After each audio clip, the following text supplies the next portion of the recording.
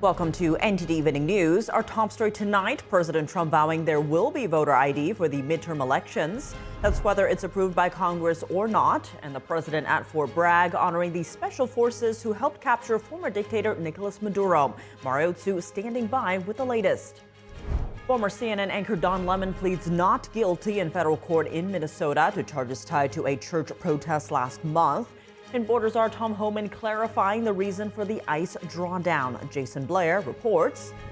Senators are leaving Washington without a deal to fund the Department of Homeland Security as parts of DHS head toward a shutdown. Chris Bob reports.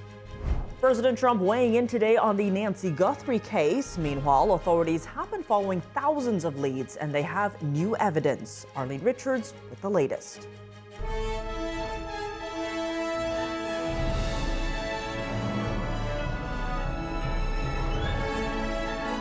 This is NTD Evening News, live from our global headquarters in New York City. Here's Tiffany Meyer.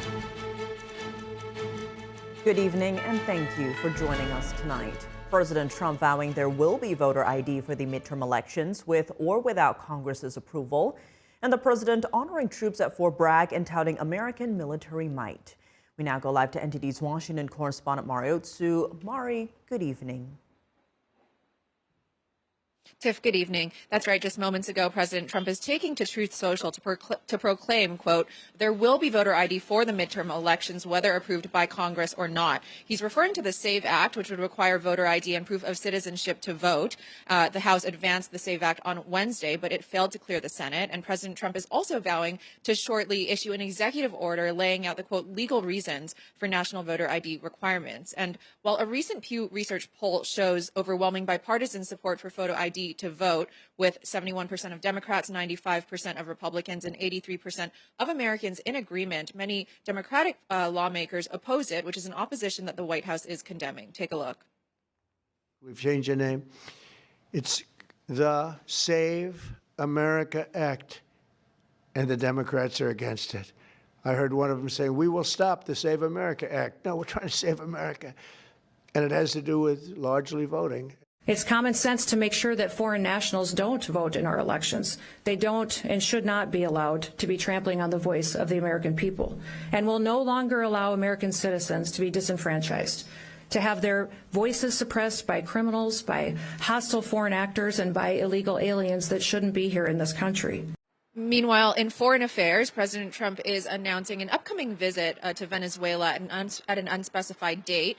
That's as he's touting the relationship between the U.S. and Venezuela. And as the U.S. Treasury Department announces oil companies with a general license to operate in Venezuela. That's including BP, Shell, and Chevron. Take a look.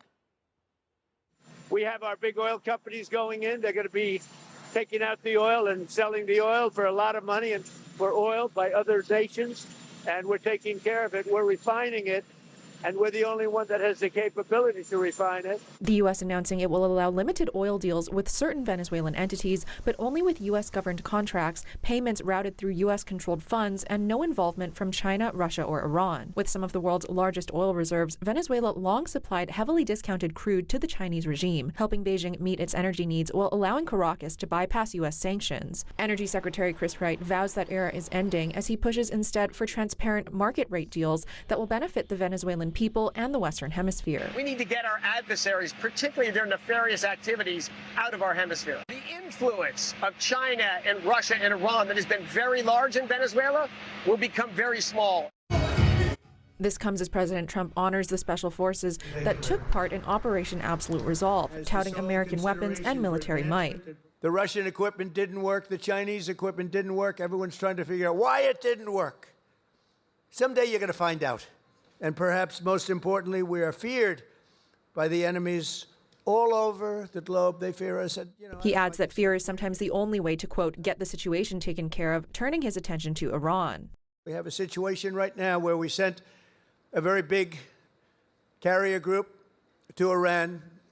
I'd love to see if we could make a deal. They've been difficult to make a deal. For 47 years, they've been talking and talking and talking. In the meantime, we've lost a lot of lives while they talk. We don't want any enrichment. We don't want enrichment.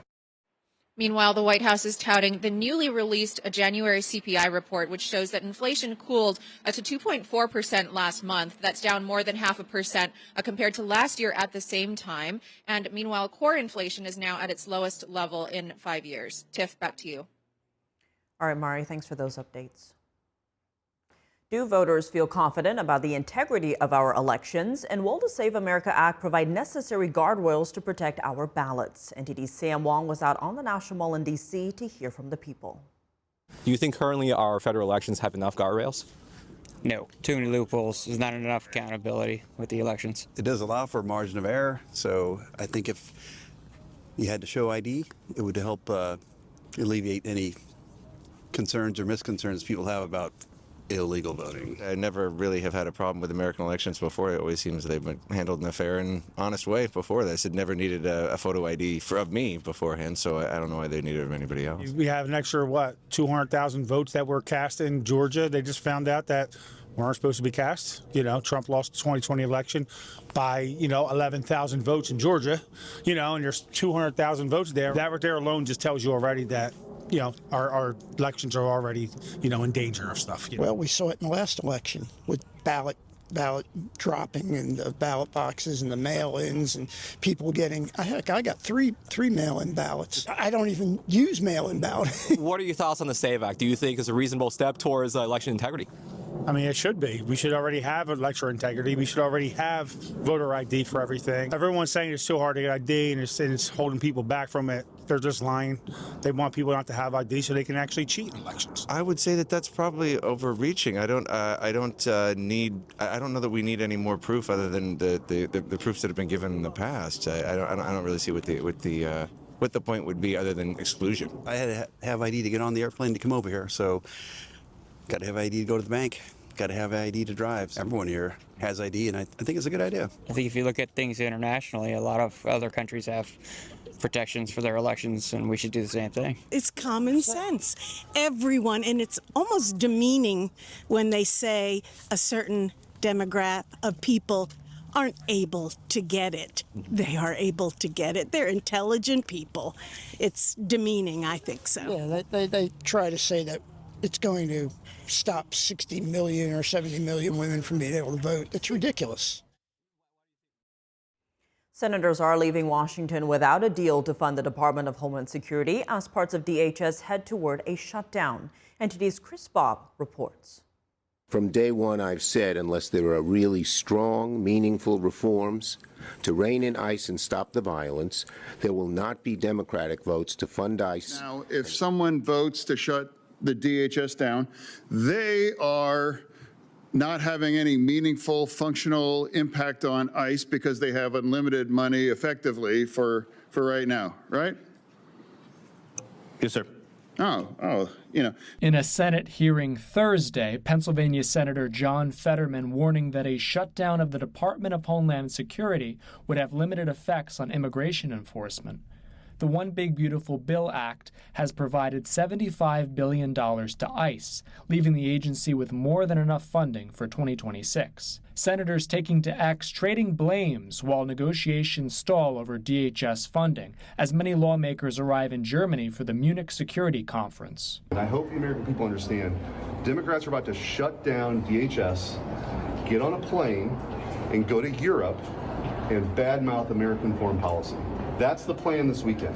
He is building an ICE paramilitary force that is not going to be sitting behind their desks for very long. They'll sit behind their desks until Congress gives them the funding, and then as soon as the funding is turned on, they will sick that force that was terrorizing Minneapolis onto another American. Fetterman on Thursday arguing a lapse in funding would only affect pay and operations for other DHS components. So you're going to punish all of these other parts, the very important parts of our government, TSA, Coast Guard, FEMA, and cybersecurity. That's what kind of a statement if we announce to our enemies, like, well, our cybersecurity agency, now we're going to be shut down. Testifying at a Wednesday House hearing on potential DHS shutdown impacts, the acting director of the Cybersecurity and Infrastructure Security Agency warning that a lapse in funding would force frontline cyber personnel to work without pay while adversaries continue their operations around the clock. When the government shuts down, cyber threats do not, and our adversaries work 24/7. Even a brief lapse can have lasting consequences. It would force over a third of our frontline security experts and threat hunters to work without pay, even when the nation-state actors intensify efforts to exploit the systems that Americans rely on. Funding for the DHS is set to expire at 12:01 a.m. Saturday. Senate leaders say lawmakers could be called back to Washington if deals emerge, but expectations for a breakthrough remain low. Reporting from Washington, D.C., Chris Bobb, NTD News. Former TV host Don Lemon pleads not guilty in federal court in Minnesota to charges tied to a church protest last month. In Borders, our Tom Homan clarifying the reasons for the ICE drawdown. Jason Blair reports. Former television host Don Lemon appeared in a St. Paul, Minnesota court on Friday, pleading not guilty to federal charges of conspiracy against rights. Lemon and 8 others were arrested after a disruption at a Minnesota church in January. A group is seen on video entering the church during a Sunday service looking for one of the pastors that allegedly also works for ICE. They were yelling and chanting, stopping the service. Lemon has maintained that he was at the church as a journalist and not with the activists. I will not be intimidated. I will not back down. I will fight these baseless charges, and I will not be silenced. When Lemon was arrested and taken to a court last month in Los Angeles, Assistant U.S. Attorney Alexander Robbins told a judge that Lemon, quote, knowingly joined a mob that stormed into a church. Activist and attorney Nikema Armstrong, who was also charged in the case, pleaded not guilty as well. We will continue to fight these unjust charges until they are dismissed. Jonathan Parnell, the pastor seen on the church stage during the incident, issued a comment after the arraignments. Our church, like countless others around the world, gathers each Sunday to worship Jesus until January 18, 2026. We had done so in peace. God willing, the agitators will answer for their actions in a court of earthly justice. 2 other defendants are set to be arraigned next week. In Borders, our Tom Homan announced Thursday the drawdown of the ICE surge in Minnesota. Some reports frame the end of the surge as a retreat by the Trump administration following criticism. But Homan paints a different picture. I worked for the President of the United States. He sent me to Minneapolis to do 3 things. De-escalate, done. Take public safety threats off the street. Over 4,000 illegal aliens were arrested. Done. Gain cooperation from state and local law enforcement so it makes the agent's job safer to arrest a public safety threat in the safety and security of a facility. Done. Homan says the drawdown is already underway and the local ICE office will soon take over and resume normal operations. But Homan says some extra teams will stick around the state to investigate fraud, monitor agitator activity, and if needed, help protect ICE teams in the field if there's any violence from agitators. And ICE is planning to spend $38.3 billion to acquire warehouses across the country and convert them into immigrant detention centers. According to DHS documents shared by New Hampshire Governor Kelly Ayotte, ICE plans to buy and convert 16 buildings to use as regional processing centers, each holding 1,000 to 1,500 illegal immigrants at a time, as well as 8 larger centers holding 7,000 to 10,000 detainees at a time. Jason Blair, NTD News. President Trump today responding to reporter questions about the Nancy Guthrie case. Meanwhile, authorities provide new details about a possible suspect. NTD's Eileen Richards has the latest. Can't say that yet. President Trump responding to a Fox News reporter asking whether he thinks cartels are involved in the Nancy Guthrie disappearance. But it's somebody either knew what they were doing very well or they were rank amateurs. Either way, it's not a good situation. So far, authorities report they have thousands of leads in the search for Today Show host Savannah Guthrie's 84-year-old mother, but they still don't know where she is. After agents used specialized equipment to analyze the scene of her disappearance, the FBI now describes the man seen on surveillance video from Nancy Guthrie's doorbell camera as having a height of 5'9" to 5'10" with an average build. They're also giving more details on the type of backpack the man was wearing. And what the FBI will do is they'll start with the realm of the possible. How many of these backpacks were sold, when they were sold. The backpack depicted in photographs is an Ozark Trail hiker pack. The FBI has increased its reward to $100,000. Also, a public plea from the Pima County Sheriff's Department asking for any video from the area taken between January 1st and February 2nd.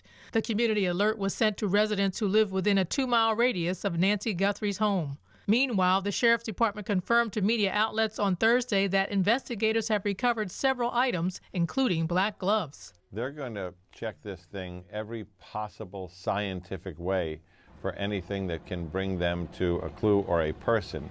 According to Sheriff Chris Nanos, DNA testing is now being conducted at a Florida lab where all evidence has been submitted for analysis. On Friday, Nanos denied media allegations that he's withholding evidence from the FBI.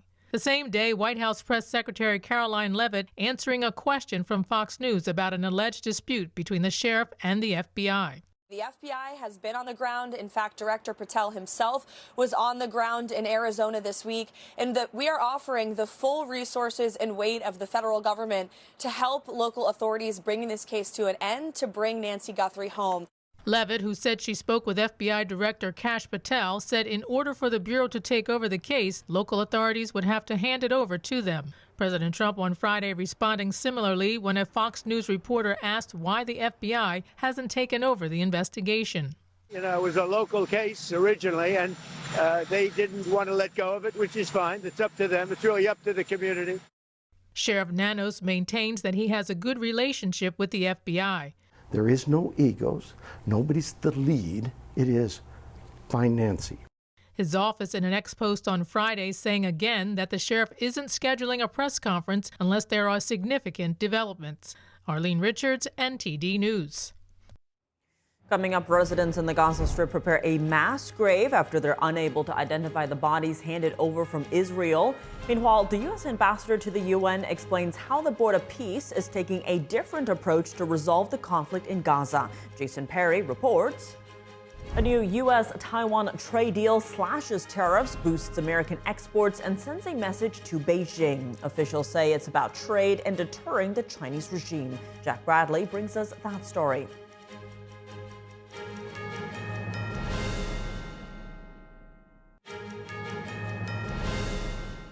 Welcome back. I'm Tiffany Meyer. In the Middle East, residents in the Gaza Strip prepared a mass grave after they were unable to identify the bodies recently handed over by Israel. Meanwhile, U.S. Ambassador Mike Waltz explains how the new Board of Peace is taking a different approach to resolving the conflict in Gaza. NTD's Jason Perry has the details and a warning. This report contains footage some viewers may find disturbing. Residents in the Gaza Strip were seen pulling several white bags filled with human remains from a truck on Friday. The director of the cemeteries department in Gaza said they were the bodies of people who were killed in the war in the Gaza Strip, and that Israel recently handed them over to the Red Cross to deliver to the territory. Until this moment, no bodies nor any part from these human remains have been identified. And this is what compels us to bury them today, until we are able, at some point in time, to truly identify to whom these parts and these bodies belong and hand them over to their families. Israel's chief of the general staff was also in the Gaza Strip on Friday, and he told troops that Israel was not giving up its goals in the war and that the Gaza Strip will be demilitarized and Hamas will be disarmed, something the terrorist group has said it does not intend to do. U.S. Ambassador to the UN Mike Waltz explained how the recently formed Board of Peace has taken a new approach to help resolve the situation in the Gaza Strip. The alternatives were Hamas in charge or Israel in endless conflict. And instead, we have charted a different way, backed by the countries of the region. And you have 8,000 troops that have now been contributed, publicly announced by Indonesia. You will see more in the coming weeks. The director of the Board of Peace in Gaza also implied he'd be taking an approach to Gaza that's different from those used in the past. He also said he'll be sticking to the 20-point Gaza peace plan brokered by President Trump. The United States also brokered another ceasefire deal in the Middle East between the new Syrian government and Kurdish forces in northeastern Syria. Recently, small groups of Syrian forces have deployed to Kurdish-run cities, but a regional expert said, quote, "The risk of renewed escalation is still high." This comes as Syria's government continues to take control of more parts of the country. And on the sidelines of the Munich Security Conference, Secretary of State Marco Rubio met with Syrian Foreign Minister Assad al-Shabani. Syria's ambassador to the UN said he spoke with colleagues who called it a big moment for Syria and said the meeting was very productive. Jason Perry, NTD News. The U.S. and Taiwan signing a major new trade deal, lowering tariffs and deepening ties in high-tech sectors. NTD's Washington correspondent Jack Bradley has the details. The U.S. and Taiwan locking in a new economic partnership. The U.S. now has a 15% tariff on Taiwan, down from the 20% initially imposed. In return, Taiwan agrees to substantially roll back its tariffs on the U.S., including a 26% tariff on farm goods. On U.S. pork, Taiwan is dropping its tariffs from 40% down to 10%. They're also committing to buy tens of billions of dollars in American liquid natural gas, aircraft, and engines over the next few years. Trade Ambassador Jamieson Greer calling it a win for American producers, saying this agreement also builds on our long-standing economic and trade relationship with Taiwan and will significantly enhance the resilience of our supply chains, particularly in high-technology sectors. The deal also grants Taiwan's chip imports preferential treatment. Taiwan's president saying, "This round of tariff negotiations is a very important opportunity. Its purpose is to enable our industries to go global." Taiwan's vice premier says that this trade deal will keep peace in the region. That's as the Chinese Communist Party has been increasing its threats of taking over the democratic island. Future cooperation between Taiwan and the United States will not only be mutually beneficial, but also stabilize peace, stability, and prosperity in the Indo-Pacific region. And in Washington, lawmakers have overwhelming bipartisan support for Taiwan. Such a deal is seen as a major boost for Taiwan's defenses. If Taiwan falls, the Chinese Communist Party will control the center of gravity along the first island chain, directly threatening U.S. allies such as Japan and the Philippines, constraining U.S. military operations. Chinese regime leader Xi Jinping has ordered the CCP to be ready to take over Taiwan by 2027. That reality makes 2026 an important year, one in which we must prepare at home and abroad for all scenarios. Now, this trade deal still faces review in Taiwan's parliament, but in Washington, officials say that it's about more than trade. It's about deterring the CCP. Reporting by Jack Bradley, NTD News. Coming up, Harvard is facing a new lawsuit regarding admissions. The DOJ accuses the Ivy League school of not turning over information requested as part of a federal investigation. David Lamb has more. And parents in Southern California unveil a powerful memorial honoring children they say died from social media harms and call on big tech to make changes to their platforms. Christina Corona reports.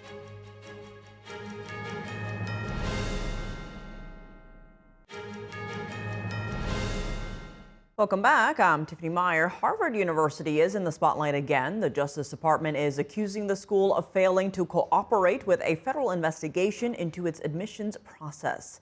NTD's David Lamb reports. The Department of Justice is suing Harvard University. DOJ accuses the Ivy League school of withholding data in a federal investigation of alleged racial discrimination. In 2023, the Supreme Court ruled that it's unconstitutional to consider race in college admissions. The DOJ says it's trying to assess whether Harvard is complying, but argues that the school is not releasing data that would allow investigators to determine whether it's engaging in discriminatory practices.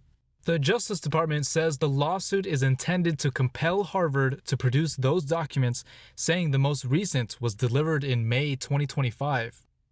Harvard told NTD that it's been responding to the government's inquiries in good faith and continues to be willing to engage with the government. Harvard said that after the 2023 ruling, its admissions team members don't have access to ethnicity data until after the admissions process. The Trump administration has launched a number of probes into Harvard.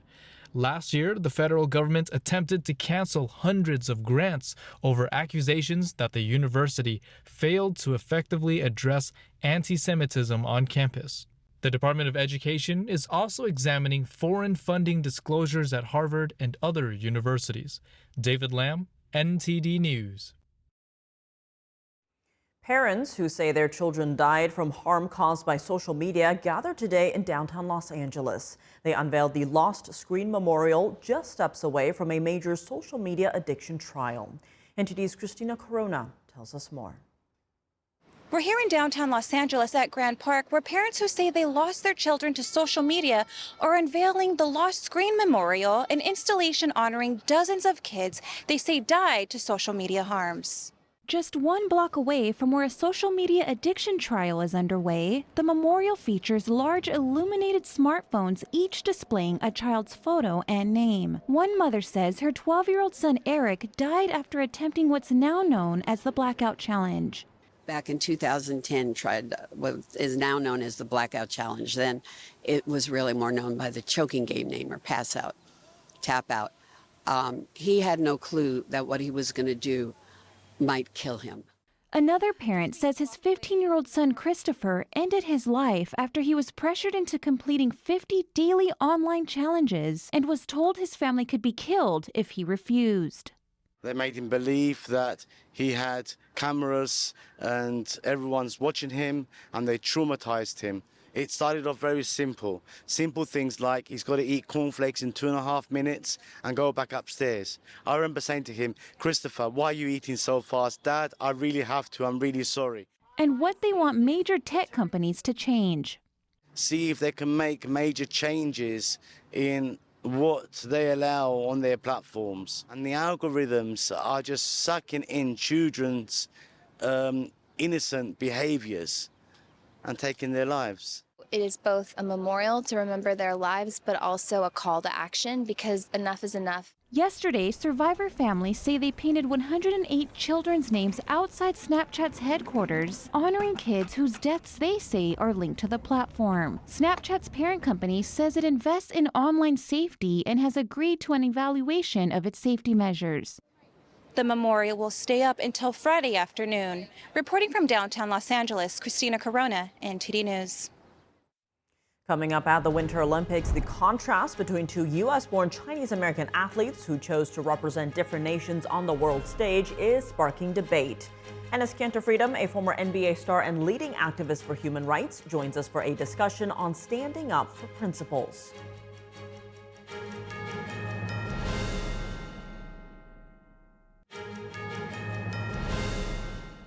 Welcome back. I'm Tiffany Meyer. The contrast between Chinese-American Winter Olympians Eileen and Alysa Liu is sparking discussions about money and principles. Joining us now is someone who's made a name for himself, standing up for principles over fame and gain. Enes Kanter, former NBA star and leading activist for human rights around the world. Enes, thank you so much for joining us. Great to see you again. Now, a lot of focus on the two Chinese Americans at the Winter Olympics and the different paths they've taken, one representing communist China, the other America, despite China trying to recruit her. Now, you've also weighed in on this. Why do you think this contrast is getting so much traction? Well, thank you for having me first. And second, this story resonates because it is bigger than sports. It is about values, it is about identity, what freedom means in a world where authoritarian regimes are trying to expand influence. And you have one athlete representing the United States, a country built on liberty, freedom, and individual rights, and another competing for a government that tightly controls speech, media, and dissent, and literally tortures its own people. So people are not debating talent. They are debating principles. And in a time of rising global tension, these choices feel symbolic. So they force a broader conversation about whether success should be measured purely in medals and money, or also in the values we represent on a world stage. And what does this tell us about the Chinese regime's MO? Hmm. You know, the Chinese government understands the power of symbolism. It uses celebrities, sports, and global events to um, project an image of legitimacy and strength. Recruiting internationally recognized athletes, it's not just about competition, it is about soft power. So, and propaganda value and shaping global perception.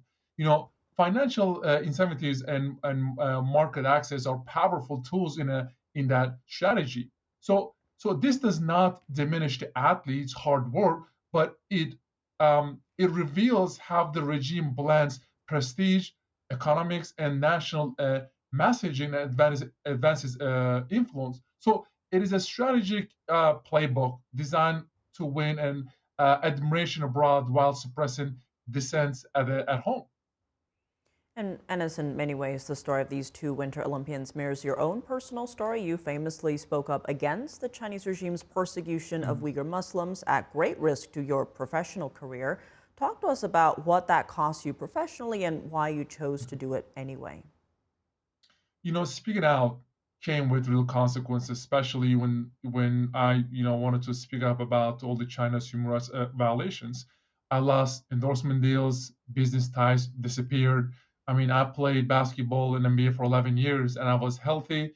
I could have competed another 5-6 years, and unfortunately, because of the relationship between NBA and China, they said enough is enough, and unfortunately, they blackballed me.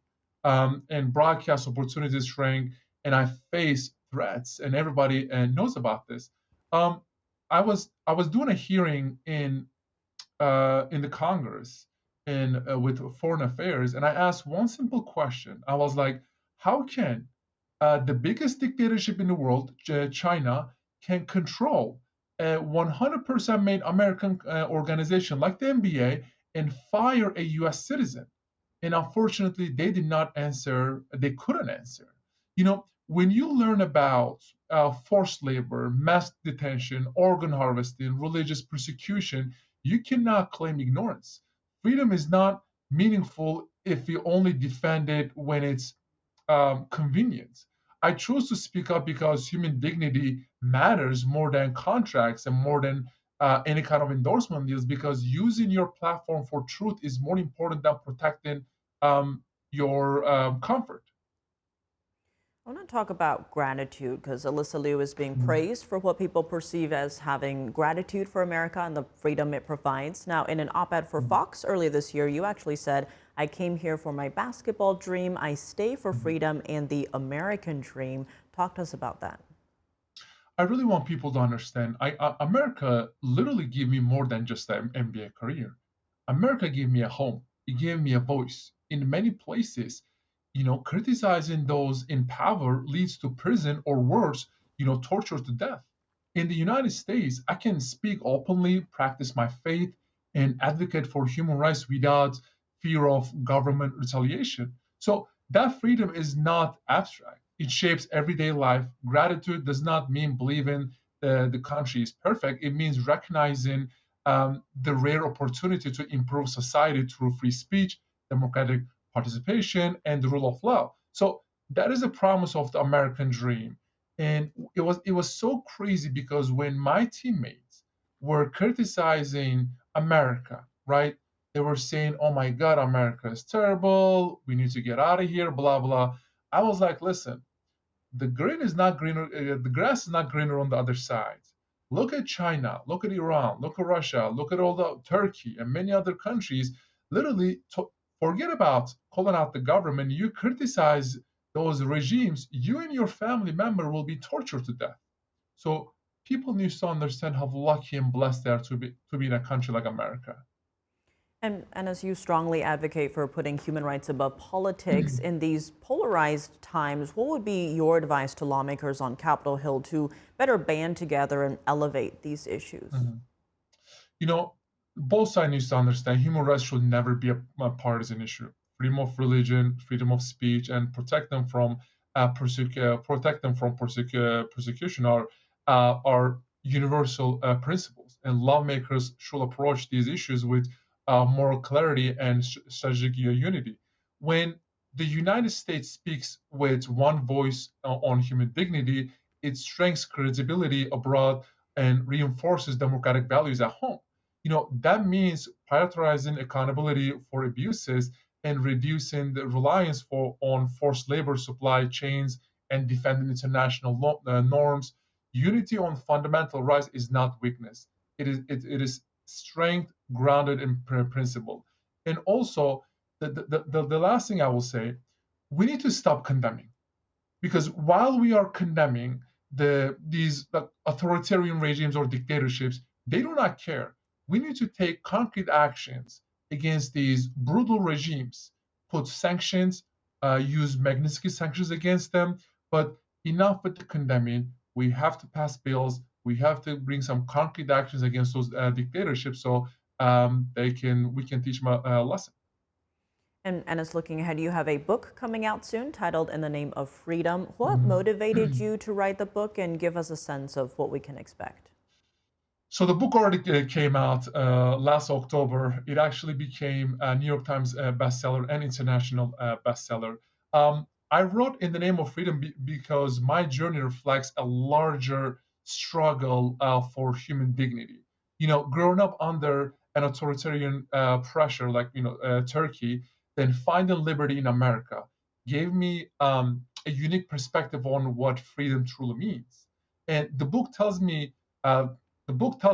my personal story, obviously, but it is also examines global human rights abuses, the courage of dissidents, and the responsibility we all share to defend liberty. So the readers will find stories of resilience, moral courage, and hope. So my goal is simple: to inspire people, value freedom, protect it, whatever they see it, even if it means sacrificing everything. And now with that book, I really wanted to inspire the next generation, educate them so we can have a better and brighter future. Well, Enes Kanter Freedom, as always, thank you so much for joining us. Of course, thank you so much. With Valentine's Day coming up tomorrow, couples are looking for ways to show appreciation for their special someone. From Paris to New York, couples spoke about what makes their love special. NTD's Andrew Thomas has more. Across traditions and philosophies, love is generally defined as an ongoing moral choice that requires truthfulness and accountability. Aristotle wrote that to love, a person wishes and does what is good or seems to for the sake of his friend. The Old Testament includes a famous directive, translated roughly, love your neighbor as yourself. So, what is love? For Belgian tourist Anke Verbeek and Jari Jacobs, it meant a quick getaway. For the holidays, it gave me a present, and there was a city trip to Paris today. So it's a perfect gesture that he did for me, and I love him a lot. Joel Stimfig and Maria Gonzalez are visiting from Madrid. They say love is about staying on the same page. We always try to maintain good communication. And if we have a bad day, we always take a moment to talk about our relationship, the things that concern us, and how our day went. Outside New York's Metropolitan Museum of Art, British tourists Tamisa Shavandare and Brian Murray offered their own take. I always think I go back to to be loved is to be seen, or to be loved is to be understood. Yeah. So showing up for someone how they want to be loved. Yeah. This is one support as well. Showing love is how you support them in day-to-day life. Whatever love means to you, just remember, Valentine's Day is Saturday. Andrew Thomas, NTD News. And we have some breaking news. Authorities have an update on the Nancy Guthrie kidnapping case. According to a statement from the Pima County Sheriff's Department and the FBI, several gloves have been located during the investigation. The closest gloves were found approximately 2 miles from the home. Notably, the statement says reports that a glove was found inside the residence or on the property are inaccurate. All collected evidence has been submitted for lab analysis, including DNA evidence. Investigators are continuing to follow up on all leads. The suspect description released by the FBI this week remains a key focus. Authorities are asking the public to continue submitting actionable tips. There are currently no press briefings scheduled. And that's all for today's news. For round-the-clock coverage, visit us at ntd.com/live or download our NTD app. Thanks for tuning in. I'm Tiffany Meyer. Good night.